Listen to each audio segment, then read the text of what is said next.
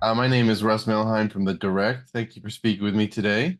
Congratulations on the movie. My first question for you both is, what is the most unique experience the both of you had while working on this film compared to your previous body of work?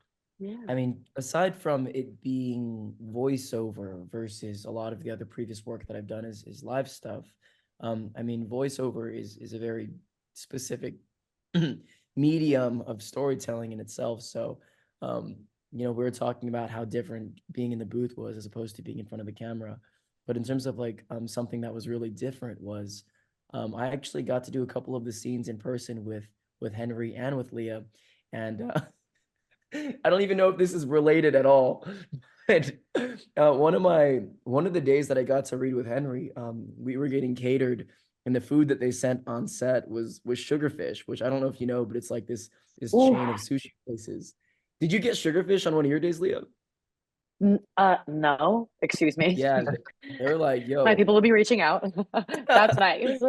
Yeah, I'm sorry, I didn't know if they didn't give you sugarfish or not, but we got sugarfish. That's okay. That's okay. And You and guys Henry deserved had to it. leave, and he's like, you know what, like I'm not gonna eat this. Like, do you want this? And I was like, yo, like I never get full off of sugarfish. I'll totally take your lunch. And my first time meeting Henry, like he gave me like half of his order of sushi. So that's never happened to me before. Oh my I gosh. don't know if that answers your question. Ah!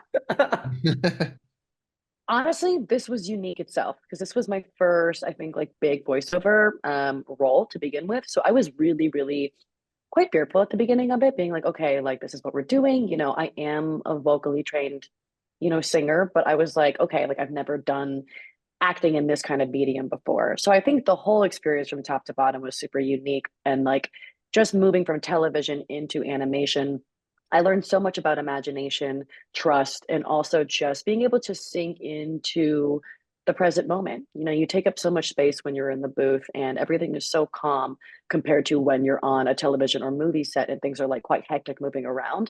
And it really just is you in the booth. Like Brandon said, it was really rare that we ever got to like be in the booth together. And especially after the pandemic, things kind of changed up a lot.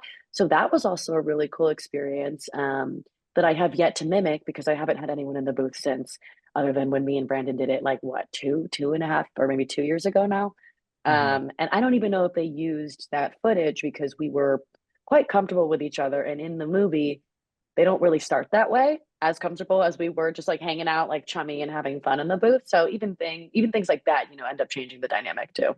Now, for audiences, what do you think is something that Tiger's Apprentice offers that is unique to this project?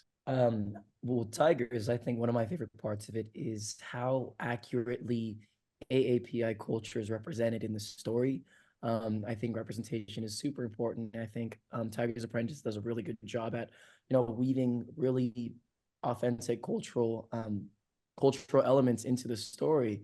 And also, I think being Asian American myself, being Chinese American, I really love that there's such a cool balance and dynamic between like the Asian and the Western side of Tom. Like while he is very Mm. much Chinese, he's also very much, an American student, an American kid.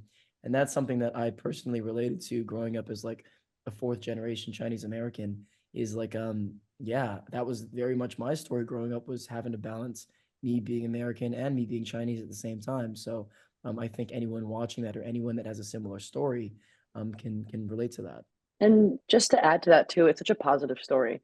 I think what's really cool about it is the culture and the heritage pride in it, also mixed with being multicultural too. It's not something that's like so in your face that that's exactly just what the film is about. It's also a story about this young, Asian American boy who like learns to be proud of his culture and heritage and also learns to be proud of himself. And like that, I think interweaving those kind of stories with, AAPI representation, it's like I could have only wished to have a story like this when I was younger too, growing up, and something that, I don't know, it just has such a good message as well, compounded with all the representation on top of it.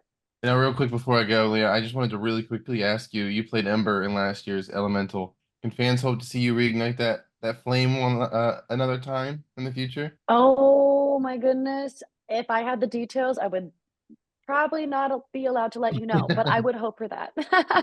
But I do not have any details on that. I hope so though. Well, I'll cross my fingers that we'll see Ember again. But thank you Thank guys you. again for talking to me about Tiger's Apprentice. And yeah, I hope you guys have a great rest of your week.